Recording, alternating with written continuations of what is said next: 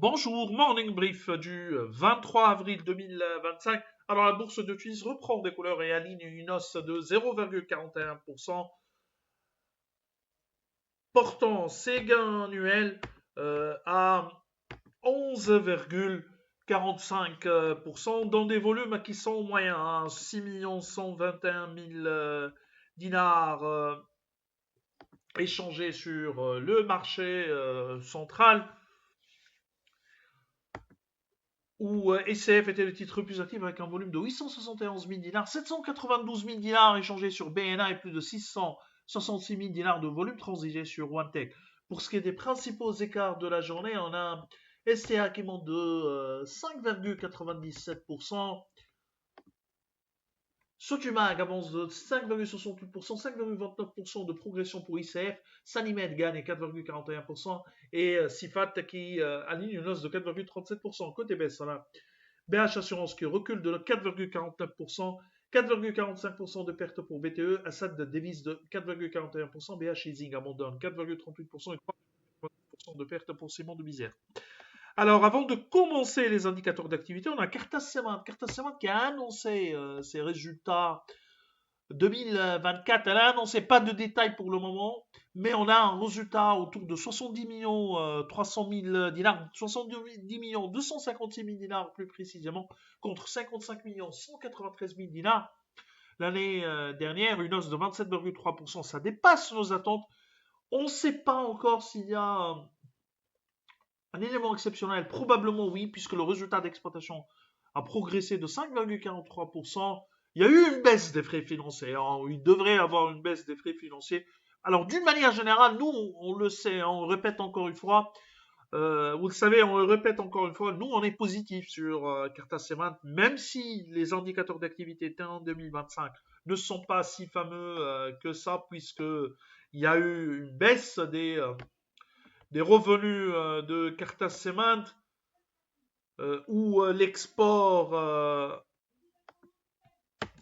a également reculé, mais surtout, il y a eu des difficultés au niveau du marché local en raison de l'application des nouvelles dispositions de la loi des chèques qui a fortement affecté donc l'activité de Carthage Cement, mais il s'agit toujours d'un titre de qualité et qui arrive à réduire sa dette, à renforcer sa trésorerie, c'est-à-dire avec une capacité de génération de cash solide, même dans un contexte de marché, je parle de la demande locale, toujours sous pression. Alors, d'une manière générale, pour les banques, on a un PMB qui est soit stable, soit en légère euh, hausse, soutenue par les activités de marché, puisque la marge d'intérêt a fortement baissé, une baisse à deux chiffres. On en reparlera lors d'une petite revue des chiffres T1 2025 des banques tunisiennes, d'une manière en particulier, mais d'une manière générale, des indicateurs d'activité des sociétés tunisiennes.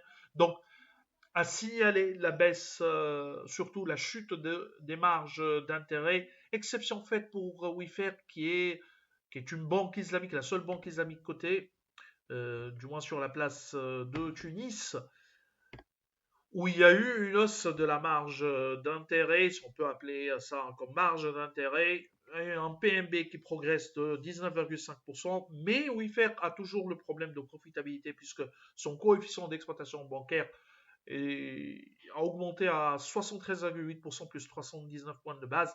Donc il y a encore un problème de profitabilité. On a Artes qui poursuit sa tendance haussière, où les revenus poursuivent leur tendance haussière, avec des ventes qui ont bondi de 137,8% à plutôt de 188% à 1437 unités et de revenus en progression de presque de 159% à 76 806 000 dinars.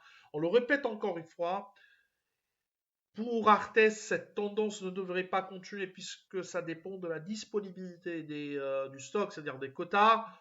Et donc, même si la demande existe, et ça c'est une bonne nouvelle, il y a pas, il y a forte possibilité que, ou de, la- certainement, les revenus ne maintiendraient pas ces niveaux, leur niveau T1 2025.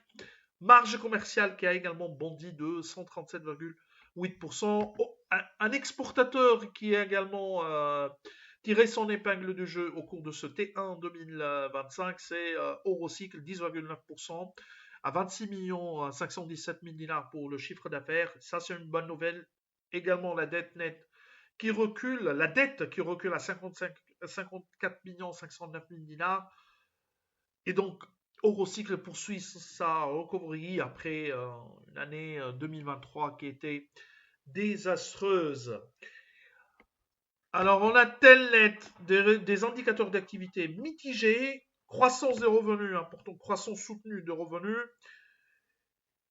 à 12, plus 12,5% à 19 91 000 dinars, mais on a un EBITDA qui recule. L'EBITDA recule suite à une décision stratégique, décision du management de réellement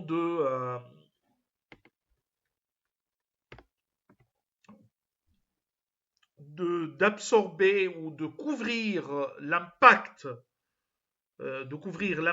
du changement du barème de l'IRPP euh, par la société, c'est-à-dire en maintenant, si on peut faire un raisonnement, en maintenant le même salaire net alors que le coût brut a augmenté. Ça, c'est une décision stratégique afin de préserver son capital humain, son principal actif, qui est le staff de Telnet.